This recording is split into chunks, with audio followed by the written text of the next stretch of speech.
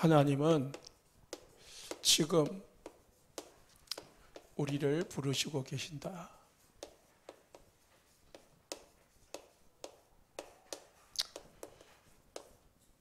소명이죠.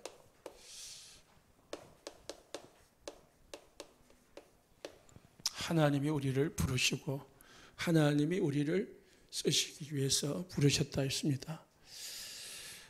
지구상에 가장 귀한 단체가 있다면 교회입니다. 왜냐? 복음 전하도록 하나님이 세운 단체이기 때문입니다. 교회는 그냥 하나님 앞에 예배드리는 장소이기도 하지만은 이 땅에 교회의 큰 사명 중 하나가 전도하고 선교하는 겁니다. 첫 번째가 하나님께 예배하는 거라면은 두 번째는 전도하고 선교하는 겁니다. 교회가 예배의 사명을 잊어버리고 전도 사명을 잊어버리면은 교회의 역할을 못하고 있는 거죠. 두 번째로 이 세상에서 가장 귀한 사람이 있다면 복음 전하는 전도자입니다. 하나님은 이 땅에 돈 있는 사람, 권세 있는 사람, 지혜 있는 사람 많이 있습니다. 하나님은 그런 사람을 귀하게 여기는 게 아니고 그 사람을 중심으로 세상을 움직이는 게 아니고 전도자를 중심으로 세상을 움직이고 있다는 거예요. 하나님의 절대 주권은 전도자 중심에 있습니다. 그래서 우리 교회가 전도, 선교하는 교회가 되고 내가 전도하고 선교하는 사람이 된다면 가장 귀한 교회, 가장 하나님의 관심 속에 있는 사람이 되는 거죠. 그게 가장 하나님 앞에 축복받은 사람입니다. 왜냐? 이 땅에 3분의 2가 아직도 복음을 듣지 못했다고 했습니다. 지난 선교사님 말 들었죠. 인도네시아는 85%가 모슬렘이라잖아요. 그러면 85%가 복음을 못 들었다는 말이고, 그잖아요. 그 중에 그러면은 15% 중에 그러면은 예수를 믿는 사람이 있냐? 극히 드물다는 거예요. 그잖아요. 그럼 우리나라도 저기 섬이나 시골이나 아니면 산골이나 그런데 복음이 들어가지 못한 데가 많습니다. 그런데 다행히도요. 제가 우리 섬에서 자랐거든요. 섬 중에 섬인데 이 옛날 장로교가 참 하나를 잘한 게 뭐냐면은 목사 안수를 받기 전에 이제 전도사가 있고 강도사가 있거든요. 우리 교단은 중목이라고 하는데 강도사 시절 때에 반드시 1년인가 2년간을 시골에 가서 목회를 해야 안수를 보는 통합인가 있어요. 통합인가 고신인가 세 교단 중에 한 교단이 그런데 그러다 보니까 이제 목사 안수를 받아야 되니까 할 수 없이 저기 시골에서 2년이든 3년이든 목회를 해야 되는 거예요. 억지로라도. 그러다 보니까 시골 곳곳에 교회가 세워져 있어요. 우리나라는. 저기 제 동네 섬 중에 섬 속에 뭐가 있다고요? 교회당이 세워져 있다니까. 조그만 교회가 아니에요. 우리 지금 교회당만한 교회가 세워져 있어요. 그것도 반듯하게 교회 시골에 딱 마을에 도착하면 바로 보이도록 큰 입구에 큰 교회를 하나 지어놨거든요. 물론 지금 이제 노인들밖에 없고 하시니까 막 교회 성도는 뭐 몇 가정이 안 돼요. 시골마다 뭐가 있던가요? 교회당이 있어요, 우리나라는. 그거 참 다행이고 하나님이 축복하신 이유라고요. 하나님 우리나라를 축복하신 이유라니까. 어느 마을에는 이 교회가 들어가려고 하니까 어마어마하게 핍박을 해가지고 우리 유교 불교가 다 토착화 돼 있잖아요. 그렇게 가지고 어마어마하게 핍박해가지고 이 목사님들이 전도사님들이 이 핍박을 받아가면서 세워진 교회들이 많거든요. 그럼에도 불구하고 이 복음이 특히 우리나라는 저 위에서 비행기에서 보면은요 십자가가 온 사방으로 보여요. 요즘은 뭐 십자가를 상가 교회가 많다 보니까 안 달기도 하지만은 그 십자가라는 것은 자기 건물이 있다는 말이잖아요. 그런 교회만 해도요 십자가만 해도 엄청나게 많거든요. 그만큼 우리나라는 교회가 많다는 말이에요. 교회가 많다는 말은 복음화율이 어느 다른 나라보다도 잘 됐다는 거죠. 그럼에도 불구하고 복음을 한 번도 듣지 못한 사람 우리 주위에 많다는 거예요. 이렇게 교회가 많이 세워졌음에도 불구하고 이렇게 종교의 자유가 있음에도 불구하고 복음을 한 번도 들어보지 못한 사람이 너무 많고 더더욱은 교회를 다니는데도요, 교회당을 다니고 성경책을 들고 다니는데도 진짜 예수가 그리스도이시며 인생의 모든 오직의 답이 된다는 사실을 들어본 사람은 더더욱 없다는 거예요. 더더욱. 중직자가 되고 심지어는 목사가 돼도 그냥 성경을 전달할 뿐이지 오직 복음을 전달하지 못해요. 오직 복음. 유일하신 복음, 천하 인간의 구원을 얻을 만한 다른 이름을 주신 적이 없다고 하는 이 복음을 전하지를 않아요. 그냥 윤리, 도덕, 율법적인, 신비적인 교회.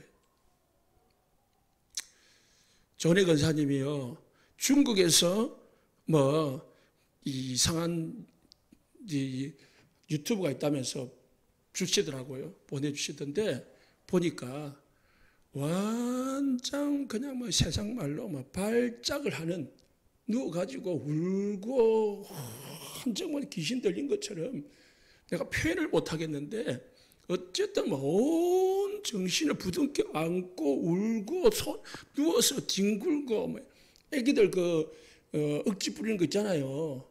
엄마들 뭐 안 해주면은 들어 누워가지고 응? 그런 거하고는 비교도 안 될 만큼. 그런데 그걸 보고 사모가 최모세인가 김모세라는 분의 유튜브를 보여주는데요. 똑같은 거 있죠. 뭐 비슷해. 이것도 마찬가지라. 그거를 불신자가 보면은 완전 그냥 기겁을 할 거라고요. 그런 교회가 있다는 거예요. 그게 불신자들은 이게 교회다라고 생각하거든요. 물론 그 교회를, 그 사람을 우리 기독교에서는 이단이다, 신비다, 사입이다라고 찍어놨지만은 불신자들은 구분 안 하거든요. 또 불신자들뿐만 아니고 많은 기독교인들이요, 문제 없을 때는 그거 별로 신경 안 쓰는데 자기에게 어떤 질병이나 정신 문제나 생기보면은 혹 해요. 왜? 교회 가지고는 해결 안 되거든. 그냥 미지떡한 이 목사님 설교 들어가지고는 성이 안 차거든요. 그러니까 그거 가지고요 막 장풍을 부니까 막 넘어가고 발작을 하고, 그런 걸 한번 체험해봐야 뭔가 했구나, 뭐가 되겠구나라는 느낌이 드는 거예요. 너무 서론이 길었는데요. 그래서 우리는 오직 복음 해야 되는 이유입니다. 오직 복음 어떻게 해요? 깨끗하게. 내 어떤 인본주의적이나 내 방법이 아니고 오직 말씀을 가지고, 오직 복음을 가지고 해야 되는 이유입니다.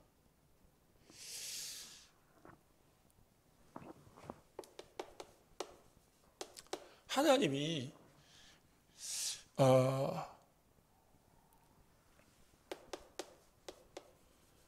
모세를 부르셨습니다. 그걸 소명이라고 하죠. 모세가 80세에 부르심을 받았습니다. 그런데 80세에 부르심을 받은 것 같이 보이지만 이미 하나님은 모세를 눈여겨보고 계신다는 거예요. 언제부터요? 태어날 때부터. 하나님은 요셉을요, 17세 때부터 딱 부르셨습니다. 그게 언제? 30세 때 이제 빛을 발한 거죠.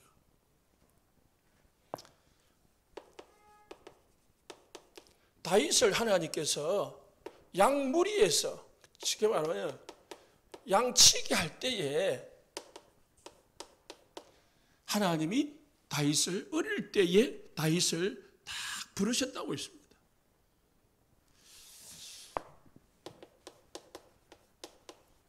사무엘을 하나님은 태 속에서 하나님은 사무엘을 딱 나신으로 부르셨습니다.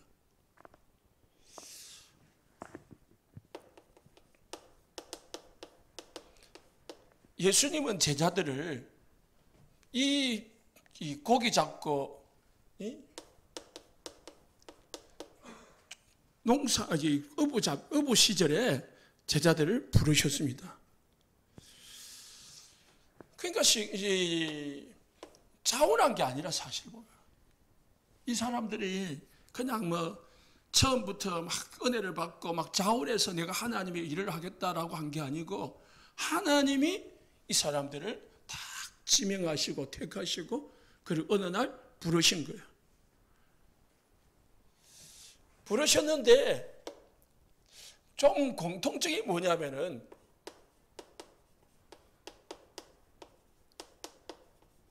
고통과 고난과 문제 속에서 부르시는 경우가 많더라는 거예요. 오늘 불꽃 가운데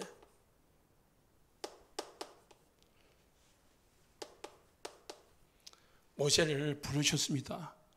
하나님이 뭐 했다고요? 불꽃 가운데서 나타났다고 했습니다. 왜 불꽃이냐? 하나님은 영이시기 때문에 눈에 보이지 않거든요. 그래서 모세에게 뭔가 사인을 주기 위해서 하나님은 떨기나무 불꽃으로 나타나신 거지 하나님은 불꽃이 아닙니다. 하나님은 하나님이시죠. 그 속에서 모세를 부르신 거죠. 몇입니까? 80세 때.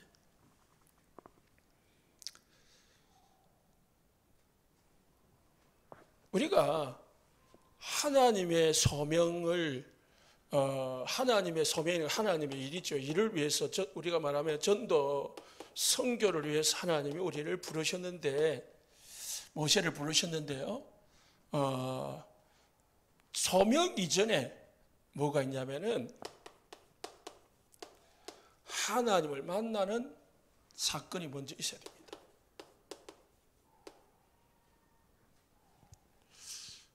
그러니까 저와 여러분은 하나님을 만났지만은 정말로 하나님을 만나는 처음이라고 하면은 아니면은 이 하나님의 살아계심에 대한 답을 가지고 있어야 돼요.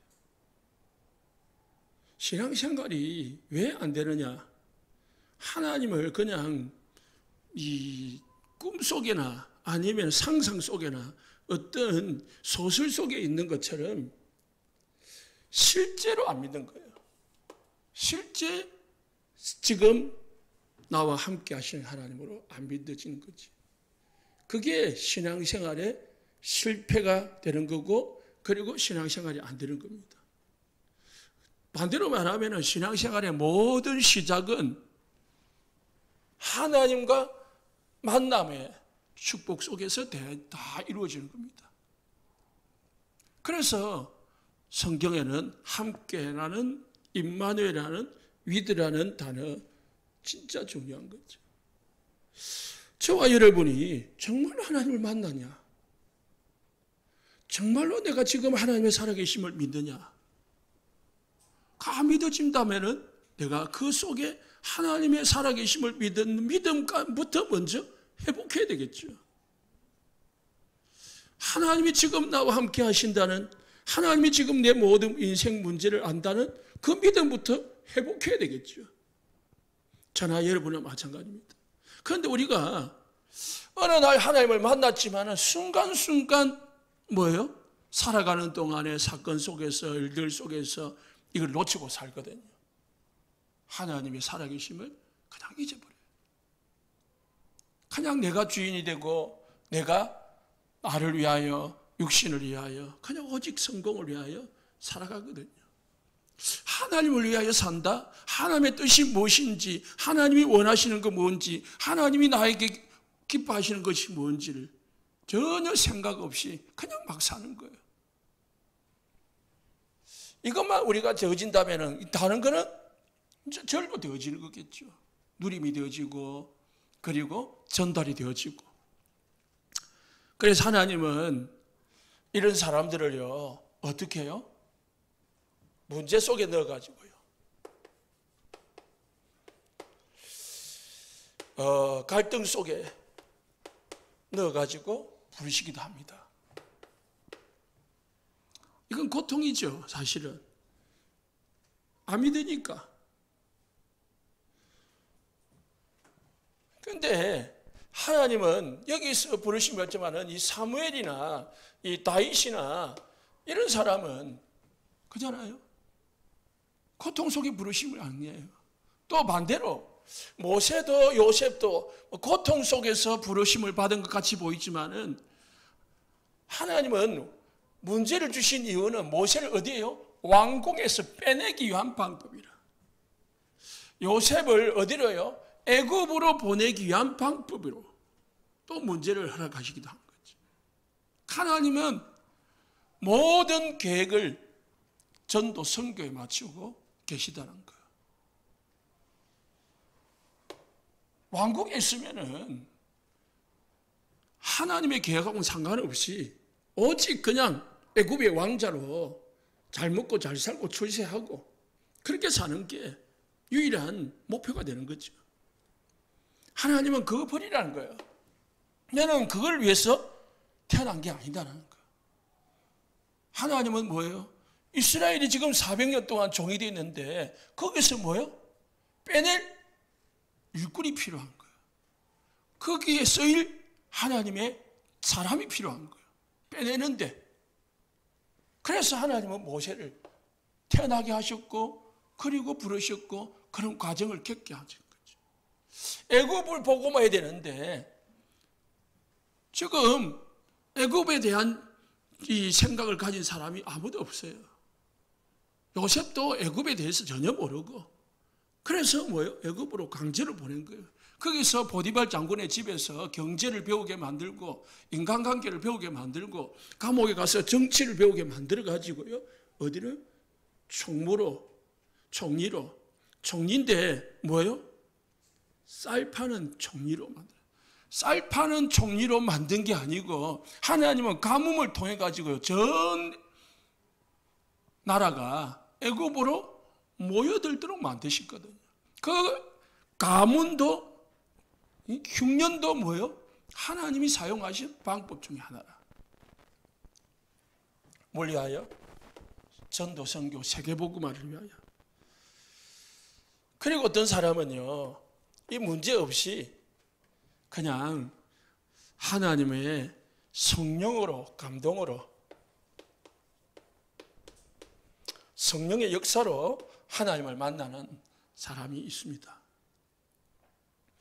문제 없이 그냥 어느 날 전도자 만나가지고 복음 듣고 어느 날 그냥 말씀 듣다가 그냥 감동돼가지고 하나님을 만난 사람이 있어요.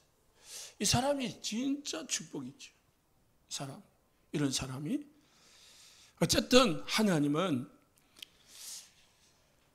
저와 여러분을 이 둘 중에 하나로 부르셨거든요. 불렀는데 뭐 했냐? 왜 불렀냐? 18절에 10절에 보니까 하나님께서 뭐라고요? 가나안 땅으로 우리가 읽지는 않았지만은 가라 했습니다. 하나님이 보내시는 거죠. 10절에 내가 너를 바로에게 보내어 너에게 내 백성 이스라엘 자손을 애굽에서 인도하여 내게 하리라. 하나님이 부르셔가지고 사명을 주신 거예요. 이게는 소명이고요. 불꽃 가운데서 하나님 부르셨고 불러가지고 뭘 주었습니까? 사명을 주신 거예요. 무슨 사명? 내가 준비한 가나안 땅으로 가라. 왜 가나안 땅으로 가야 됩니까? 여기에 그리스도 메시아가 오실 땅이기 때문에 오실 것이기 때문에 그렇습니다. 그래서 우리가 복음 전하는 것, 전도하는 것을 단순하게 그냥 여기면은 이제 그게 별로 축복이 안 되고 일거리가 되고 어떤 때는 부담이 되기도 하고 그것이 그냥 되죠. 그런데 하나님은 하나님이 원하시는 일을 위하여 나를 부르시고 이 땅에 살게 하신다는 것을 꼭 기억을 해야 됩니다. 기억 정도가 아니고 우리 인생의 삶의 목표로, 방향으로 잡으면은 하나님과 맞아지는 거예요. 하나님하고 인도가 맞아지는 거죠. 그래서 교회에서는 계속 여기에 대한 메시지를 주어야 돼요. 강단에서는. 왜? 잊어버리니까. 사단은 계속 어디로요? 자꾸 우리를 육신으로 세상으로 몰고 가거든요.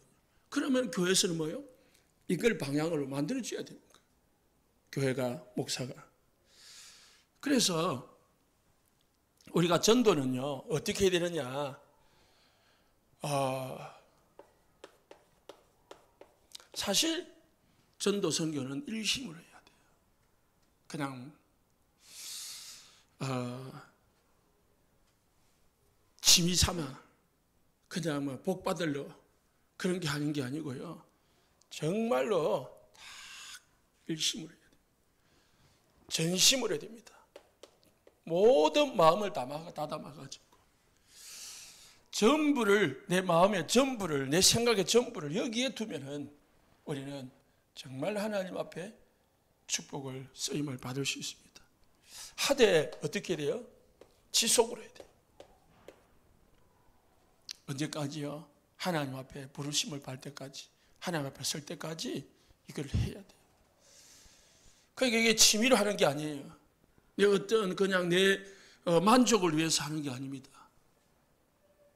내 만족을 위해서. 내가 오늘 전도했다. 아니면 내가 뭐 했다. 그게 아닙니다. 왜냐? 전도는 하나님의, 예수님의 명령이기 때문에 그렇습니다.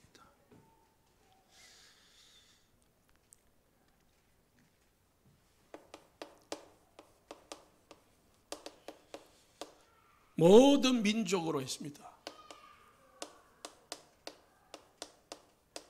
모든 민족으로 가서 제자를 삼아라. 아버지와 아들과 성령의 이름으로 세례를 주고 내가 너에게 분부한 모든 것, 복음을 가르치고 지키게 해라. 모든 민족입니다. 그리고 누가복음 24장 47절에요. 48절에 그 이름으로 제사함을 받게 하는 회개가 예루살렘에서부터 시작하여 모든 족속에게 전파될 것이 기록되었으니 이미 하나님은, 예수님은 모든 족속에게 예수 그리스도가 증거되어지고 그 예수 그리스도를 믿는 사람들에게 회개하는 제사함의 회개가 임할 것이라고 말씀을 하셨어요. 계획을 세우신 거예요. 그러면서 48절에 너희는 이 모든 일의 증인이라.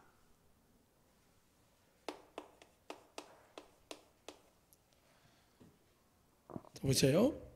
오늘 출애굽기 3장 1절에서 8절에 보면은 특히 10절까지 보면은 모세 보고 다 하라고 한 게 아니죠. 그잖아요. 모세야, 너 가서 애굽에 있는 이스라엘 내 백성들을 네가 열심히 해가지고 또 최선을 다해가지고 노력을 해가지고 탈출시키라. 그렇게 한 게 아닙니다. 주어는 하나님이 하신다는 거예요. 우리 모세는 뭐예요? 그냥 하나님의 손에 방향 맞추고 쓰임을 받는 거예요. 7절 말씀에 여호와께서 이르시되 내가 하나님이죠. 애굽에 있는 내 백성의 고통을 분명히 보고 그들이 그들의 감독으로 말미암아 부르짖음을 듣고 그 근심을 알고 내가 내려가서 누가 내려갔다고요? 하나님이 애굽에 가겠다는 거예요. 그들을 애굽인의 손에서 건져내고 그들을 그 땅에서 인도하여 내어 가나안 땅에 데려가려 하노라. 누가 데려간다고요? 하나님이 데려간대요. 그런데 하나님은 영이시기 때문에 백성들 앞에 나타날 수가 없는 거예요. 백성들에게 직접 말을 할 수가 없어요. 그래서 누구를 통해서요? 모세를 통해서 하시겠다는 거예요. 이제 가라. 이스라엘 자손의 부르짖음이 내게 달하고 애굽 사람의 그들이 괴롭게 하는 학대도 내가 보았으니까 내가 너를 바로에게 보내어 너에게 내 백성 이스라엘 자손을 애굽에서 인도하여 내게 하리라. 착각했습니다. 모세가 하나님 내가 누군데요? 내가 뭐 능력이 없는데요? 내가 누구기에 바로에 가며 이스라엘 자손을 애굽에서 인도하여 내리까? 12절에요. 하나님께서 이르시되 내가 반드시 너와 함께 있으리라. 네가 그 백성을 애굽에서 인도하여 낸 후에 너희가 이 산에서 하나님을 섬기리니 이것이 내가 너를 보낸 증거니라. 너를 지금 이스라엘 백성을 꺼내가지고 이 산에서 예배하게 할 거다. 그게 내가 너와 함께하는 증거가 될 거다. 그렇게 말했습니다. 그럼 우리는 뭐만 믿으면 됩니까? 아, 하나님이 나와 함께 하신다.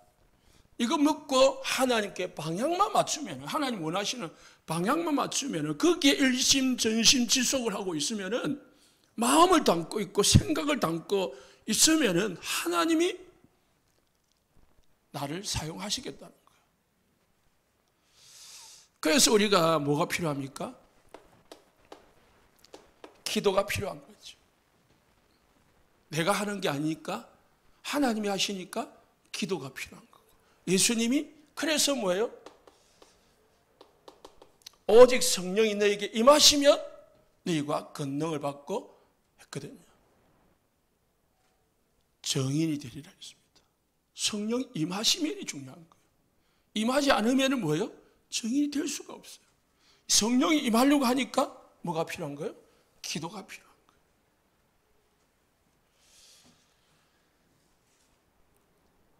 거예요. 요한복음 20장 21절에 23절에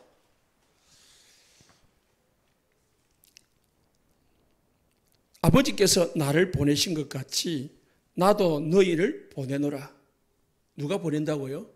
예수님이 우리를 세상으로 보내신 거예요. 내가 가는 게 아니에요. 이 말씀을 하시고 그들을 향하여 숨을 내쉬며 이르시되 성령을 받으라. 뭐 하기 위해서요? 복음 전하려면 성령을 받으라 했어요. 23절에 너희가 누구의 죄든지 사하면 사해질 것이고 누구의 죄든지 그대로 두면 그대로 있으리라. 우리 보고 제사라는 말이 아닙니다. 복음이 증거되어지면 뭐가 된다고요? 제사함이 되어지는 거예요. 우리가 복음을 전해가지고 그 사람이 예수를 믿으면은 그 사람들이 믿는 사람들이 어디서 벗어나요? 죄에서 사함을 받는 거죠. 그래서 너희가 누구든지 누구의 죄든지 사하면 사해질 것이고 복음 전하고 믿으면은 누구든지 죄가 사해지고 복음 안 전하고 그대로 두면은 그대로 죄는 있는 거예요. 예수님께서 제자들에게 뭐라고요? 내가 너희를 보내노라 했습니다. 그래서 1장 8절에 똑같은 말입니다. 땅끝까지 이르러 내 증인이 되리라. 땅끝.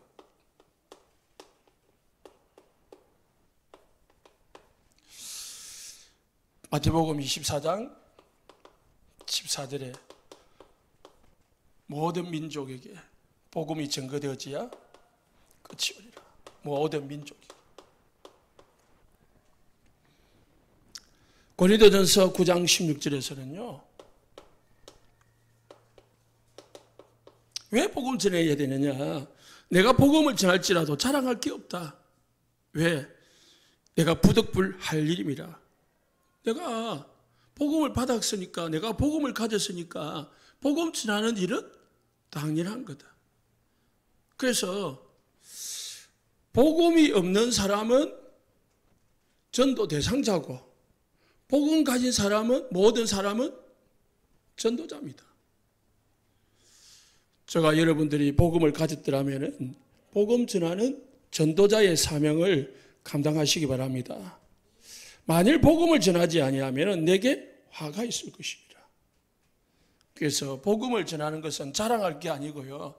반드시 내가 해야 될 사명이고 의무다. 우리 교회의 의무다.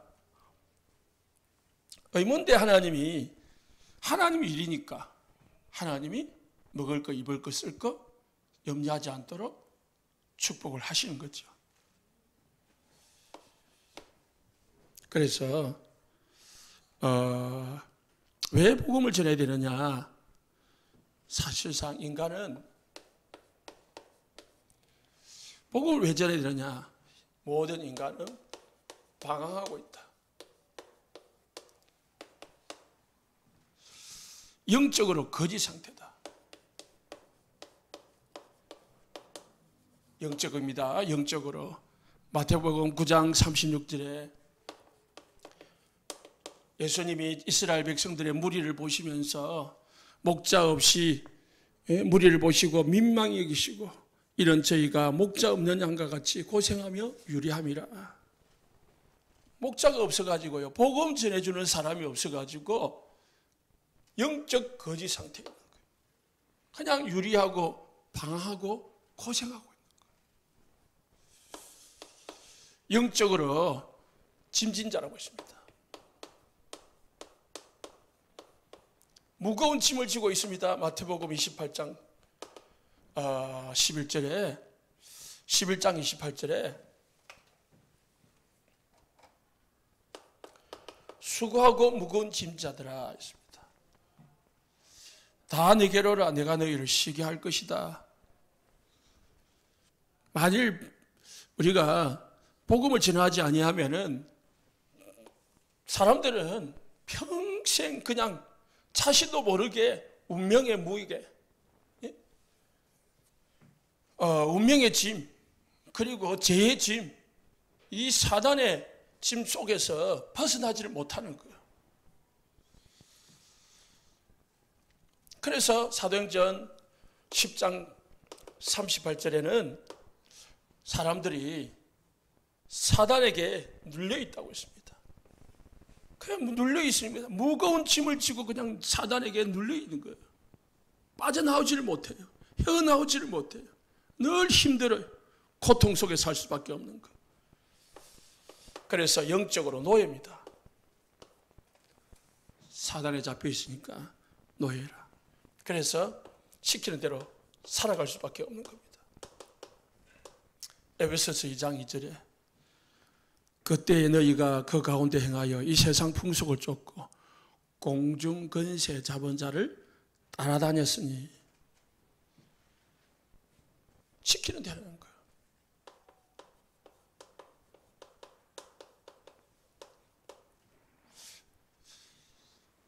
곧 지금의 불순종 아들들 가운데서 역사하는 영이라.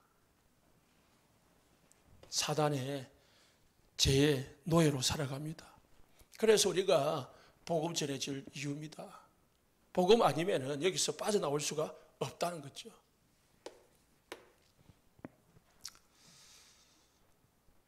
왜 그래야 되느냐?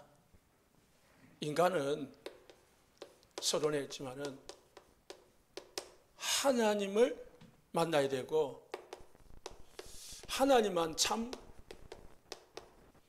경배의 대상이기 때문입니다. 그래서 인간은 하나님은 우리를 통해 가지고 사단의 종된 인간을 하나님 다시 경배하고 예배하는 자로 회복시키는 것을 하나님은 가장 기뻐합니다. 사단은 자꾸 경배의 대상을 바꾸려고 합니다. 세상 것, 육신 것으로. 내게 경배하면 다 너에게 줄게. 천하를, 온 천하를 다 주면서 하나님만 못 섬기도록, 부귀영화 다 주면서 하나님만 섬기지 못하도록, 예배만 드리지 못하도록. 그래서 하나님이 제일 싫어하는 게 우상숭배라고 했습니다. 우상숭배라는 것은 반대로 하나님을 경배하지 않는 게 우상숭배입니다. 나는 뭐 절을 하지 않는다, 나는 절에 가지 않는다, 나는 뭐 구슬을 하지 않는다, 나는 제사 지내지 않는다, 그 정도가 아니고 하나님 앞에 예배하지 않는 모든 사람은 우상숭배자입니다. 굳이 뭐를 만들어 놓고 섬겨야만 우상숭배가 아니고 하나님 앞에 진짜 예배하지 않는 것은 우상숭배라고 했습니다. 하나님은 왜 우상숭배를 싫어하느냐? 하나님은 질투하시는 하나님이라고 했어요. 누구에 대해 질투합니까? 사단에 대해서 질투하는 거예요. 사단에게보다는 질투보다도 하나님을 섬겨야 될 인간이 사단을 귀신을 섬기는 것에 대한 질투입니다. 그래서 하나님이 인간에게 우상숭배하지 말라고 했습니다. 또 우상숭배하는 이유는 자꾸 우상숭배하면 귀신을 섬기면 인간에게 뭐가 오기 때문에요? 재앙이 오기 때문에 그렇습니다. 반대로 하나님을 섬기고 하면 하나님이 천대로 복을 주시겠다고 했습니다. 그래서 하나님은 항상 우리에게 아까도 말했지만은 말합니다. 수고하고 무거운 짐지들아, 세상의 무거운 짐, 이 모든 짐을 지고 쓰지 말고 다 내게로 오라 했습니다. 내가 너희를 쉬게 하리라고 했습니다. 예수 교회를 다니면은 힘들지 않겠냐? 주일날 예배도 드려가야 되고 어디도 가야 되고 놀러 가야 되는데, 나는 마음이 온유하고 겸손하니 나의 멍에를 메고 내게 배우라. 그리하면 너희 마음이 쉼을 얻으리라. 하나님이 우리에게 주시는 멍에, 하나님이 주시는 우리에게 주는 것은 좀 힘든, 겉으로는 힘든 거 같이 보이지만 그 속에 참 평안과 참 기쁨과 참 안식이 있다는 겁니다.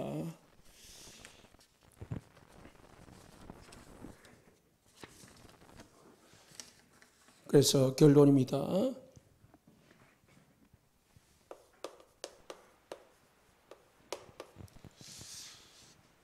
하나님 떠난 사람이 하나님을 만나면은 시편 119편 165절에요.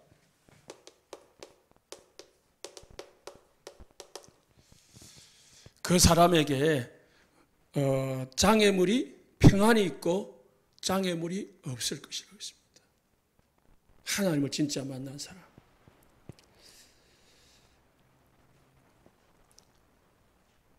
그리고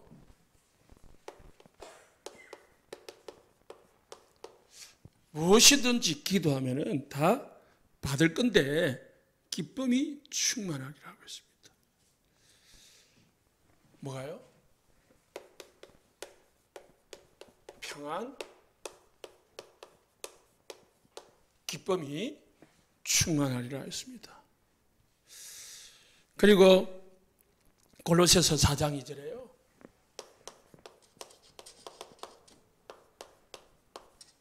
감사가 있다고 했습니다. 기도를 계속하고 기도에 감사함으로 껴 있으라. 그래서 우리가 하나님을 만나도록 모든 사람이 하나님을 만나도록 도우미 역할을 하는 교회 전도자대가 되어야 될 줄로 믿습니다. 그게 최고의 축복이고 하나님 주시는 최고의 사명 감당입니다. 기도하겠습니다.